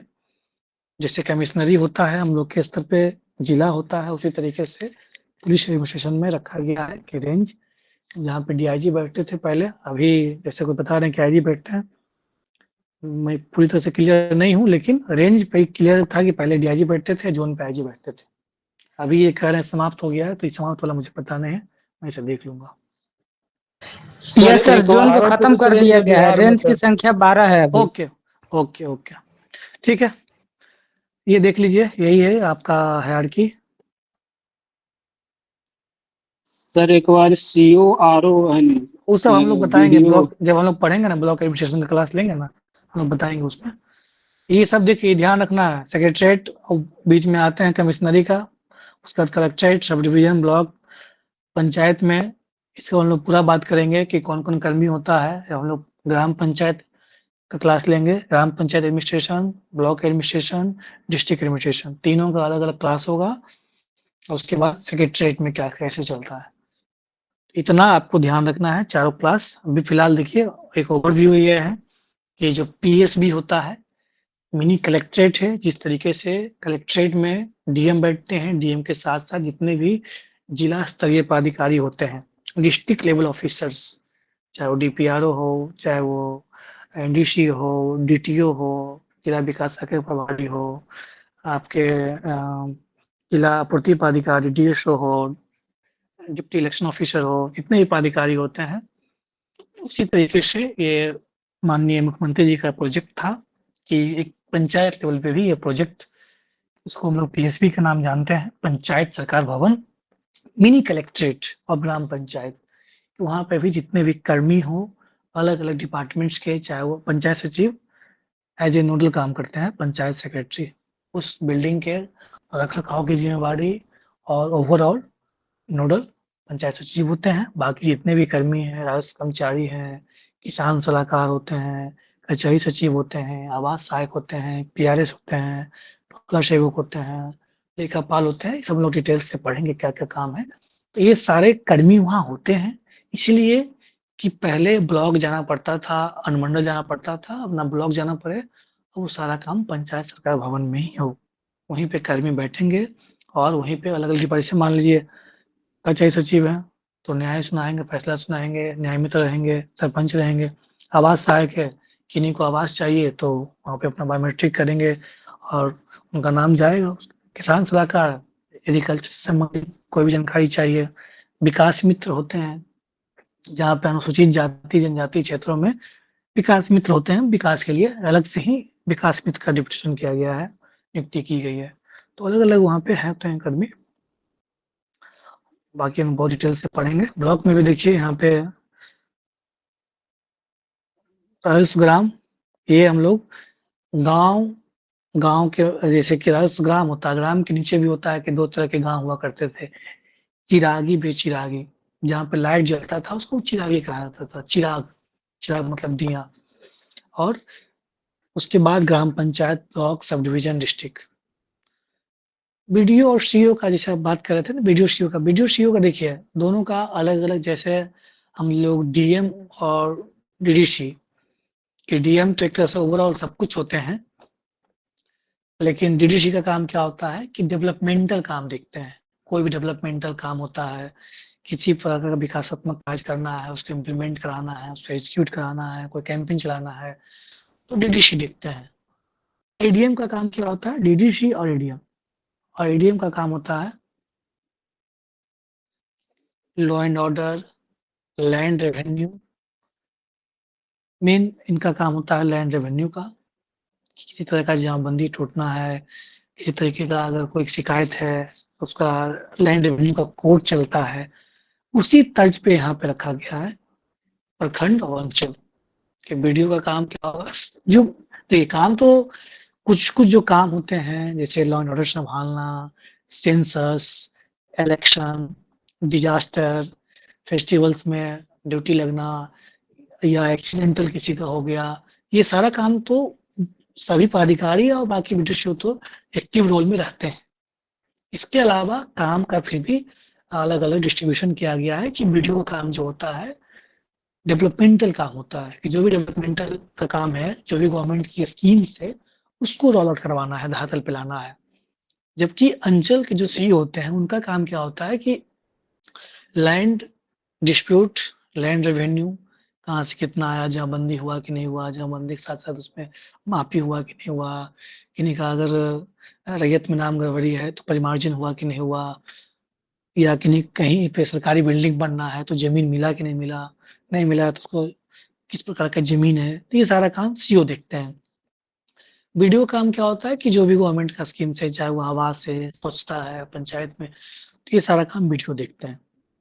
उसमें पेंशन भी है पहले, ताकि वीडियो सीईओ सीईओ आपदा और लॉ एंड ऑर्डर के प्रभारी भी होते हैं ब्लॉक में सर। हाँ, एक्स ऑफिशियो मजिस्ट्रेट होते हैं लॉ एंड ऑर्डर। जब भी सीईओ का क्या है कि वो ऑलरेडी एक्स ऑफिशियो मजिस्ट्रेट है लॉ एंड ऑर्डर का। अगर कुछ भी अगर लॉ एंड ऑर्डर का घटना घटता है तो सबसे पहले जिम्मेवारी सीईओ का होती है, एसएचओ की होती है, वीडियो भी एक्टिव रोल में रहते हैं, लेकिन सीईओ का क्योंकि वो एक्स ऑफिशियो मजिस्ट्रेट होते हैं इसलिए उनकी जिम्मेवारी बढ़ जाती है। जबकि इसका क्या काम होता है? डेवलपमेंट। आरओ और वीडियो का काम, आरडीओ का काम क्या होता है सर? आरओ वीडियो का मैं बताऊंगा, ठीक है। तो आरडीओ हाँ, ओके समझ गया मैं सर। तो लेकिन ये लॉ एंड ऑर्डर का काम तो ये पुलिस देखती है ना, तो फिर सीईओ क्या ऐसे हुआ, नहीं समझ में आया। हाँ ठीक है, गुड क्वेश्चन। देखिए सीईओ जब हमारे यहाँ जो प्रशासन चलता है ना तो उसमें हमेशा मजिस्ट्रेट और पुलिस ऑफिसर दोनों साथ में वर्क करते हैं, ठीक है। जब भी कोई ड्यूटी लगती है तो वहां पे एक पुलिस ऑफिसर डिप्यूट किया जाता है और साथ में एक मजिस्ट्रेट डिप्यूट किया जाता है। उसके 2-3 वजह है। पहली बात कि मजिस्ट्रेट को कोई नहीं पहचानेगा क्योंकि वो सिविल ड्रेस में होता है, नॉन यूनिफॉर्म ड्रेस होता है। पुलिस ऑफिसर यूनिफॉर्म में होते हैं तो एक डिफरेंस होता है। दूसरी बात, पुलिस ऑफिसर के पास अब ये मजिस्ट्रेट क्यों किया जाता है? क्योंकि हमारे यहाँ कमिश्नरेट सिस्टम है नहीं, हमारे यहाँ मजिस्ट्रेट का आदमी चलता रहा है, तो क्योंकि उनके पास वो मजिस्ट्रियल पावर वो दिया जाता है कि डीएम के द्वारा, एसडीएम के द्वारा लेटर के माध्यम से कि आप एज ए मजिस्ट्रेट डिप्यूट किए गए हैं और साथ में आपको एक पुलिस ऑफिसर दिया गया। तो पुलिस ऑफिसर को क्या करना है? वहाँ संभालना है। लेकिन जब किसी तरीके का डिसीजन टेकिंग मामला आएगा तो मजिस्ट्रेट डिसीजन लेंगे, फायर करना है, नहीं करना है, लाठी चार्ज करना है, नहीं करना है, मॉब को कैसे शांत करना है, किसको बुलाना है, अगर शांत नहीं हुए तो ऊपर अधिकारी को फोन करना है। ये सारा डिस्क्रिप्शन मजिस्ट्रेट को दी जाती है। दैट्स वाई पुलिस का क्या काम होता है, पुलिस ऑफिसर्स का, कि वहाँ पे वो हंगामा हो गया, एक डिस्टेंस हो गया, वो संभालना होता है। इसी तरीके से अंचल में जो सीईओ के साथ एसएचओ रहेंगे, तो सीईओ मजिस्ट्रेट होते हैं और एसएचओ क्या होते हैं कि जब भी किसी तरीके का काम हुआ तो सीईओ हमेशा एसएचओ के साथ जाएंगे। मान ली कोई एक्सीडेंट हो गया तो फोन करेंगे एसएचओ को, जो थाना अध्यक्ष होते हैं उनके साथ जाएंगे, देखेंगे, क्योंकि आम जनता मजिस्ट्रेट को नहीं जानती है, चाहे वो सीईओ हो चाहे बीडीओ हो, वो इन्फॉर्म पहचानती है। दैट्स वाई ये रखा गया है इस तरह से स्ट्रक्चर कि एक मजिस्ट्रेट के साथ एक पुलिस ऑफिसर रहेंगे, इसलिए और मजिस्ट्रेट की जिम्मेवारी ज्यादा होती है because they have more powers, they have more description. इसलिए मजिस्ट्रेट के साथ साथ हमेशा एसएचओ जाएंगे, एसएचओ अवेलेबल नहीं है तो साथ में कोई पुलिस ऑफिसर जाएंगे, एसआई रैंक के इंस्पेक्टर रहेंगे, कोई भी जा सकते हैं। सर कहीं कहीं मजिस्ट्रेट में कर्मचारी भी रहता है सर, जो सब इंस्पेक्टर से नीचे का पोस्ट पे रहता है। हाँ, तो उसमें डिप्यूट की जाती है, जब डीएम डिप्यूट कर दिए, एसडीएम डिप्यूट कर दिए, पावर वो दे दिया गया, उसमें क्या है, पावर तो देने कीजिए, एसडीएम के पास, डीएम के पास पावर दे दिया गया है कि you are deputed as a magistrate, तो वर्क करेंगे, उसमें क्या है। तो क्या उस सिचुएशन में सर डिसीजन लेने का पावर उसको रहेगा जो लेवल? हाँ, मजिस्ट्रेट को ही रहेगा, बिल्कुल। रैंक से कोई मतलब ही नहीं है। देखिए, रैंक मतलब ही नहीं होता है, आपको पद क्या दिया गया है उस समय, आपको पावर क्या किया हुआ, वहां पे आपको पावर दिया गया है, आपको एज ए मजिस्ट्रेट डिप्यूट किया गया है, कोई जरूरी नहीं है। परिस्थिति अनुसार डिसीजन लेने की क्षमता को जो है ना मजिस्ट्रेट को दिया गया है, लेकिन उसकी सहायता के रूप में जो है लॉ एंड ऑर्डर को संभालने के लिए एसएचओ या फिर एसआई रैंक के जो भी अधिकारी कोई सही रहेंगे, बिल्कुल। इनफॉर्म से एक डिफरेंस होता है ना, चाहे वो आप पब्लिक में जाएं या मेला में जाएं, जुलूस में जाएं, इनफॉर्म का एक डिफरेंस होता है। मजिस्ट्रेट को कोई नहीं पहचानता है, वो आप नॉन इनफॉर्म में रहते हैं, इसलिए प्रोविजन नहीं ऐसा रखा गया है कि हमेशा साथ में जाएंगे, ताकि वो एक डिफरेंस हो और मजिस्ट्रेट उसको हैंडल करे, उस सिचुएशन को समझा करके, बुझा करके, योजना के माध्यम कैसे भी हो, आप मजिस्ट्रेट का डिस्कशन है। क्लियर है? देखिए, इसमें और भी पद है। इंटरव्यू में इससे क्वेश्चंस कैसे बनेंगे? हाँ, बिल्कुल। देखिए, इंटरव्यू में क्वेश्चंस ऐसे बनेंगे जैसे कि आपको वीडियो का पद दे दिया जाता है, आप एज ए वीडियो ज्वाइन करते हैं अपने ब्लॉग में, आपका क्या क्या रोल होगा, आप क्या क्या काम करेंगी, या आपको एक कोई सिचुएशन दे दिया गया कि आपको अपने ब्लॉग में जनसंवाद कार्यक्रम करवाना है, आप कैसे करेंगे, या आपका क्या प्रोफाइल रहेगा। तो पहले पता तो हो कि एक वीडियो करता क्या है, उसका क्या कार्य है, कौन कौन सा काम देखता है, जनगणना देखता है, चुनाव देखता है, सेंसस उसमें जातीय जनगणना भी देखता है, डिजास्टर भी देखता है। काफी जंबल सा हो गया, सो बेटर कि ऊपर के जो भी पोस्ट होंगे उसके कुछ काम अगर डायरेक्ट लिख दिए जाए तो बता दीजिएगा, तो ठीक रहेगा। मैं ये ओवरव्यू मैं आज बताया हूँ, डिस्ट्रिक्ट एडमिनिस्ट्रेशन, ब्लॉक एडमिनिस्ट्रेशन, ग्राम पंचायत एडमिनिस्ट्रेशन, तीनों का अलग अलग नोट्स आपको मिलेगा, और साथ साथ उसका क्या प्रोफाइल है, आपको जंबल नहीं होगा, उसके लिए आप निश्चिंत रहें। आज मैंने ओवरव्यू दिया आज कुछ ज्यादा ही हो गया, मतलब सर ज्यादा हो गया मतलब अच्छा, for me it's first class, so like मेरा मतलब जॉब प्रोफाइल से नहीं हूँ, तो सारा इतने सारे टर्म नहीं, कई बच्चे बताइए जो पहले से उनको पता होगा चीजें। ज्यादा हो गया क्या? तो फिर यहीं पे इसको रोक देते हैं। हाँ सर, क्वेश्चन ले लिया जाए, बताने वाले थे, टाइपिंग वाले नोट्स मिलेंगे सर। एक बार ब्लॉक लेवल एडमिनिस्ट्रेशन दूसरे दिन बता दीजिएगा सर, एक और क्लासेस। हाँ, बिल्कुल। देखिए, आप इसको मैं यहीं रखता हूँ, होल्ड करते। देखिए, ब्लॉक लेवल पे और भी ऑफिसर्स होते हैं, बीडीओ हैं, सीओ सचिव हैं, बीपीआरओ हैं, एमओ है, एलईओ, बीसीओ, इसको हम लोग अलग क्लास लेंगे तो हम अच्छे से बात करेंगे इस पे, ठीक है सर? पुराने वीडियोस कहाँ मिलेंगे? सॉरी, पुराने वीडियो जो पहले हो चुके हैं क्लासेस, उनके कहाँ मिलेंगे? वो आपके टेलीग्राम ग्रुप में अवेलेबल होगा। Thank you. देखिए, डिस्ट्रिक्ट एडमिनिस्ट्रेशन का भी एक ओवरव्यू है कि डीएम कौन कौन से पद, ज्यादा हो गया तो फिर यही रुपेश सर रोक के क्वेश्चन ले लिया जाए सर। हाँ, क्वेश्चन ले, हाँ चलिए ठीक है। तो बाकी सही बात है, एक्चुअली बहुत सारे हमने सर एक बार आरडीओ के बारे में बता दिया जाए सर। हाँ, देखिए, आरडीओ पहले क्या होता था कि स्ट्रक्चर्ड नहीं था पद आरडीओ का, ग्रामीण विकास सेवा का या बिहार राजस्व सेवा का, अब स्ट्रक्चर्ड कर दिया गया है। तो पहले आरओ के पद में डायरेक्ट रिक्रूटमेंट होता है बिहार सरकार के द्वारा बीपीएससी के माध्यम से, उसके बाद आप 2 साल 3 साल 4 साल 5 साल वर्क करने के बाद आपको सीईओ के रूप में दिया जाता है, प्रभारी सीईओ। उसमें भी आपको प्रभारी सीईओ फुल फ्लेज्ड, क्योंकि हमारे यहाँ 10 साल में प्रमोशन होता है, तो प्रभारी सीईओ बनते हैं या प्रभारी वीडियो बनते हैं, जैसे आरओ होते हैं। तो वर्क क्या है अभी आरओ का क्या काम, जैसे अंचल में अभी ये हुआ है कि अगर वहाँ एक अंचल में अगर 10 पंचायत हैं तो वहाँ लगभग बांट दिया गया है, 5 या 4 पंचायत आरओ देखेंगे, 6 पंचायत सीईओ देखेंगे। वहाँ का परिमार्जन हो, जमाबंदी हो, मापी करना हो, सर्वे करना हो, कोई जमीन ढूंढना हो। और आरओ का एक और काम दिया गया है, जाति आय निवास, जो आप लोग बनवाते हैं, तो ये भी एक काम है। इसके अलावा जो भी लेटर, जो भी फाइल बढ़ती है तो आरओ के माध्यम से सीईओ के पास बढ़ता है। कोई भी लेटर बढ़ता है तो एक तरह से आप समझ लीजिए कि पहले अंचल में एक ही पदाधिकारी होते थे तो वर्कलोड ज़्यादा होता था। ऐसे भी अंचल के पास ज़्यादा काम होता है, क्योंकि ज़मीन का मामला ऐसा है कि मोस्टली 70-80% लोग से जुड़ा हुआ है।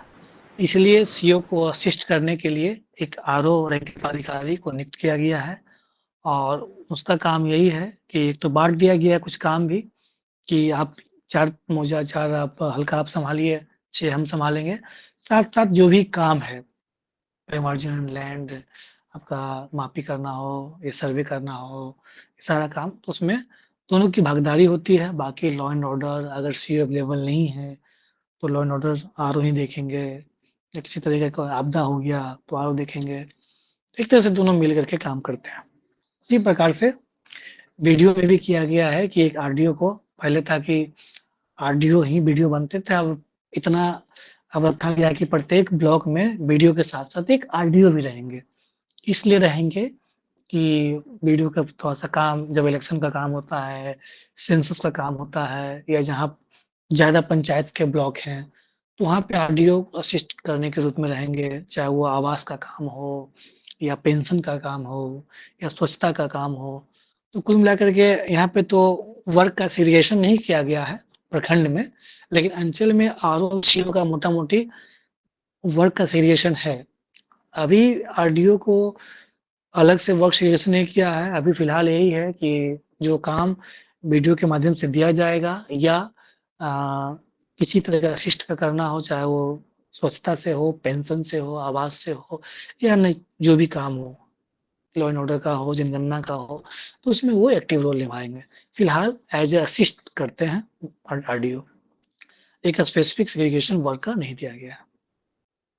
क्लियर है? सर आरडीओ और वीडियो का लेवल सेम रहता है, लेवल 7 का एक डिफरेंस रहता है सर?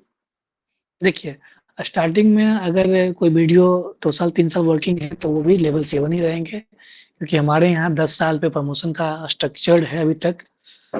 तो वो प्रभारी वीडियो होते हैं और आरडीओ तो आरडीओ रहेंगे। जब वही आरडीओ अगर 10 साल बाद हो गया तो वो फुल फ्लेज वीडियो हो गए, उस समय लेवल 9 हो जाता है सर। हाँ, जब वो फुल फ्लेज वीडियो हो जाएंगे तो लेवल 9 हो जाएंगे। इसी तरीके से सीईओ जब वो स्टार्टिंग का 2 साल 3 साल के बाद ही बन गए हैं आरओ से सीईओ, तो उनका लेवल 7 नहीं रहेगा, लेकिन वो कहलाएंगे प्रभारी सीईओ। जब उनका 10 साल हो जाएगा तो उनका भी लेवल 9 हो जाएगा, सीईओ का भी सेम स्ट्रक्चर रखा गया है आरओ में, आरओ सीईओ और आरडीओ वीडियो में। क्लियर है? हाँ, कुछ लोगों का हेल्प डेस्क पे आया हुआ था कि बात करना है, तो इन छात्रों ने हेल्प डेस्क पे आज भेजा था बात करने के लिए। बताइए। हाँ सर, मेरा ये फर्स्ट क्लास था, तो मैंने प्रीवियस क्लासेस देखी थी, तो उसमें कईयों का इंट्रोडक्शन वगैरह चल रहा था, तो वो मेरा मिस हो गया, तो लाइक हाउ टू प्रोसीड वो पता नहीं है। मेरा नाम सर, मैं अनिकेत कुमार हूँ। मेरा ये second attempt and first interview होगा। लास्ट अटेम्प्ट में मैंने मेंस दिया था, बट वो क्लियर नहीं हुआ था। और 2022 में 2022 के एंड में ग्रेजुएशन के बाद मैंने प्रिपरेशन स्टार्ट करी थी। तो वेरी गुड।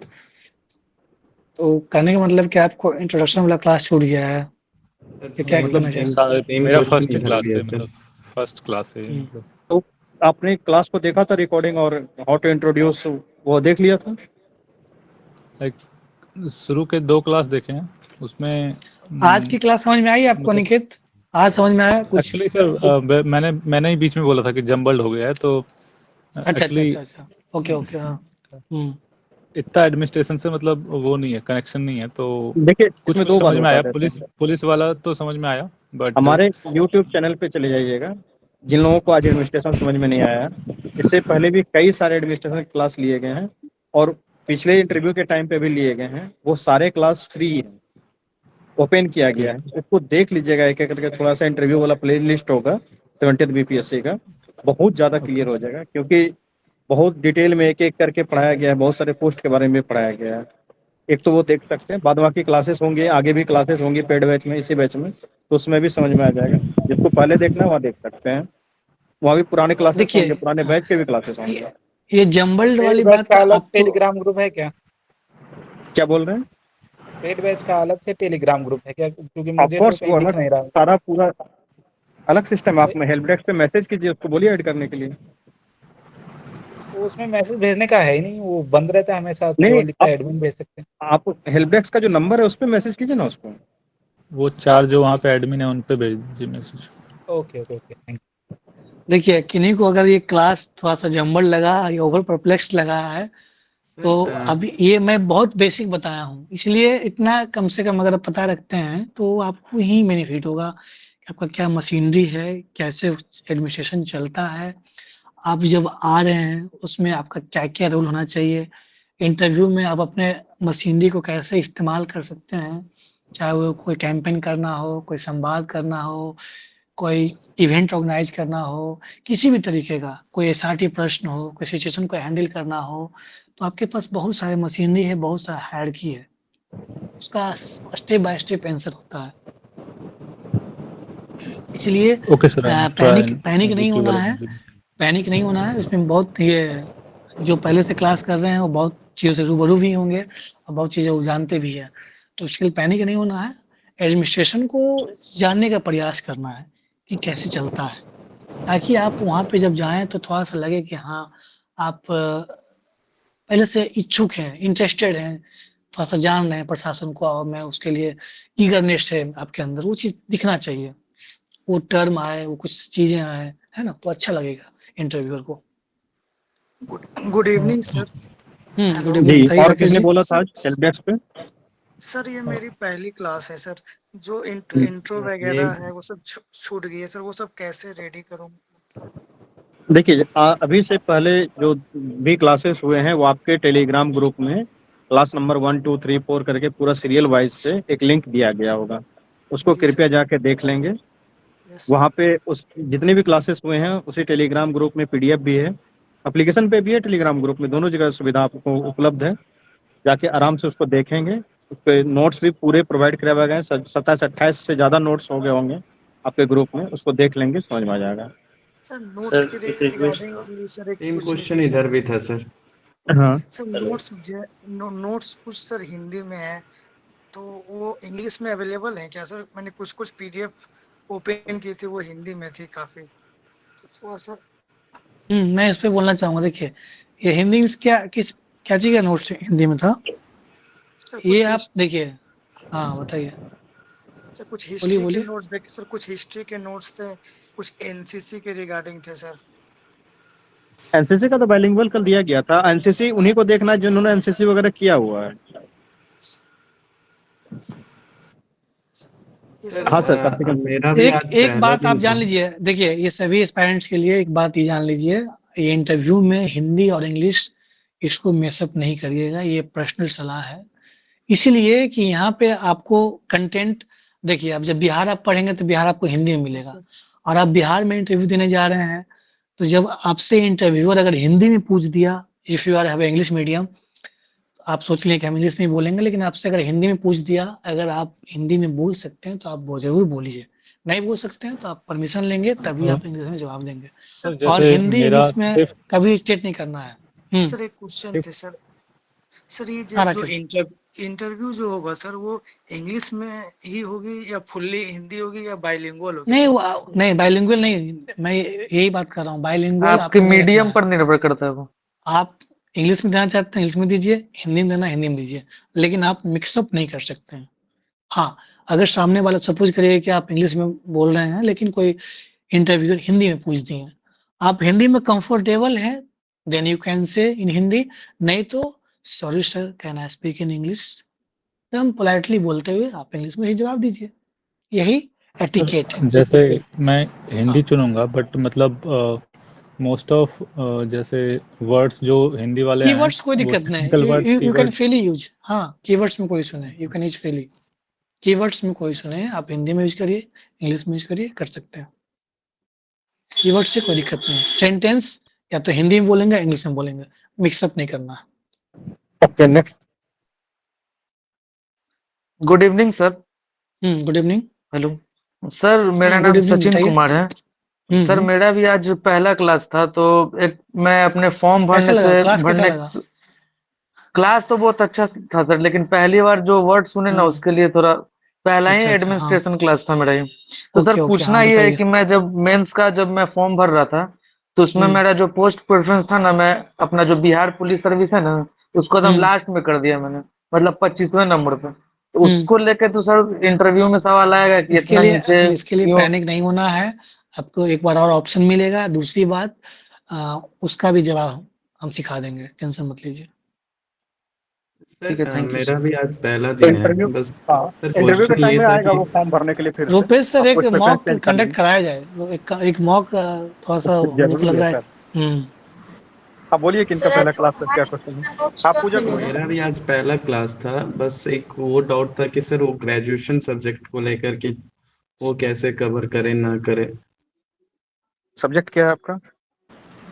Economics sir.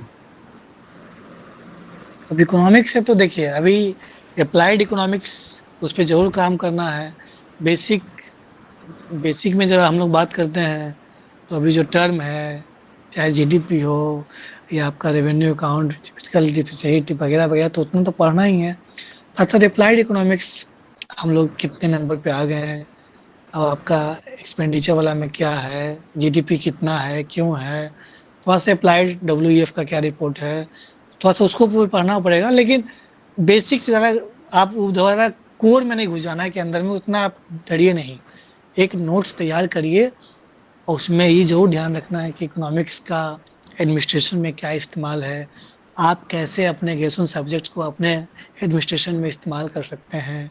अभी वर्तमान में जो करंट अफेयर्स चल रहा है इकोनॉमिक्स का डेवलपमेंट, उसको देखेंगे। बिहार का इकोनॉमिक डेवलपमेंट कि बिहार अभी तीसरे नंबर पे है ग्रोथ में ओवरऑल जीएसडीपी के तौर पे, और ग्रोथ में तो सेकेंड नंबर पे है। तो ये देख लेना है। बिहार का अभी जो डेफिसिट करेंट अकाउंट हमेशा ये पॉजिटिव रहा है, वो क्यों है, इसका रीजन क्या है, बहुत सारा चीज़ है, उसको थोड़ा सा वर्कआउट करना होगा। अप्लाइड इकोनॉमिक्स उसका जो एप्लीकेशन है। सर मेरा ग्रेजुएशन जो है केमिस्ट्री से है, तो और ऑप्शनल ज्योग्राफी है, तो उसके लिए कर रहा था कि केमिस्ट्री का कैसे करें, क्योंकि हमको कुछ याद नहीं है, बहुत पहले हम किए थे। कोई बात नहीं, आप केमिस्ट्री का बेसिक पढ़ेंगे ना, basic acid base salt formula याद रखना है, कौन है किंग ऑफ एसिड, ये सब तो इतना तो बेसिक याद ही होगा। और बाकी अप्लाइड केमिस्ट्री अभी क्या है, जैसे मान लीजिए आप यूक्रेन का बात करिए, या मान लीजिए अभी गाजा वाला जो उसमें लड़ाई चल रहा था तो कौन सा यूज किया गया, इधर मान लीजिए ईरान में हमला किया गया, या आप बायोकेमिस्ट्री में थोड़ा इधर आ जाएंगे तो मेडिकल साइंस में। अप्लाइड पे ज़्यादा काम करिए, ठीक है। बाकी जो बेसिक है टर्म, सॉरी सर कह रहे हैं कि इसका तैयारी हम कहाँ से करें? इसकी तैयारी क्वेश्चन बनाना पड़ेगा, क्वेश्चन आपको एराइज करना होगा। बाकी हम लोग सब्जेक्ट वाइज थोड़ा थोड़ा बताएंगे।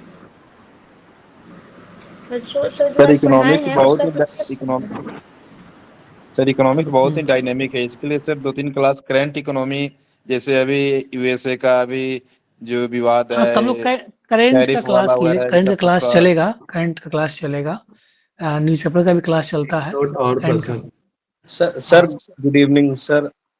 मेरा भी आज फर्स्ट क्लास था, मेरे को एक्चुअली गैप ईयर को लेकर बहुत ज्यादा इशू आ रहा है थोड़ा। सर फर्स्ट क्लास वालों का 2019 में मेरा ग्रेजुएशन है मैकेनिकल इंजीनियरिंग से। क्या दिक्कत है? अभी सर जॉब कर गैप रहे हैं आप?